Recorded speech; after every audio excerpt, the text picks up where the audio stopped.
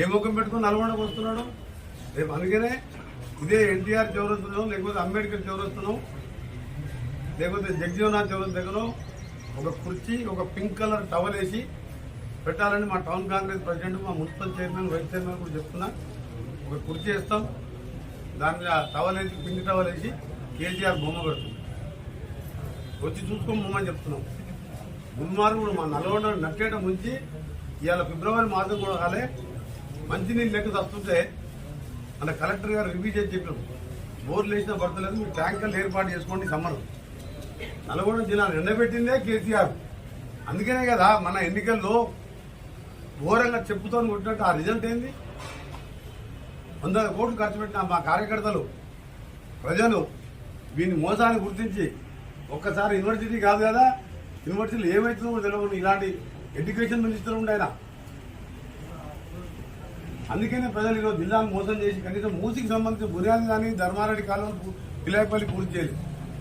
మూసి water ఇలా మూసిని సుందరీకరణ చేసి 1000 కోట్లు బడ్జెట్లో పెట్టాం. అక్కడికి ఎస్టీపీలు పెడితే మా నల్గొండకు కూడా రేపు క్లియర్ వాటర్ వస్తుంది.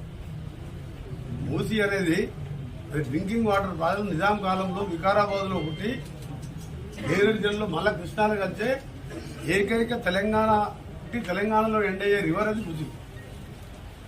6,20,000 కోట్లు అప్పు చేసిన దుర్మార్గులు మూసిని కూడా పట్టించుకోవాలి. ఇవాళ 1000 కోట్లు పెట్టిన budget.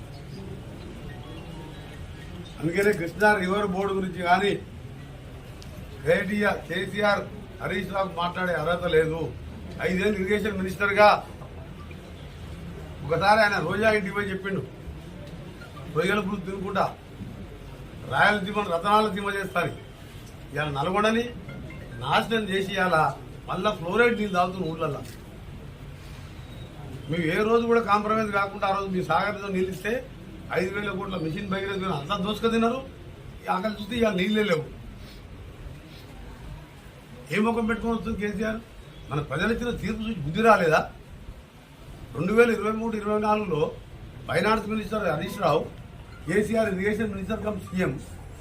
KRMB, GRB Godavari river బోర్డుకు 200-400 కోట్లు బడ్జెట్లో మెయింటెనెన్స్ కింద పెట్టినారు.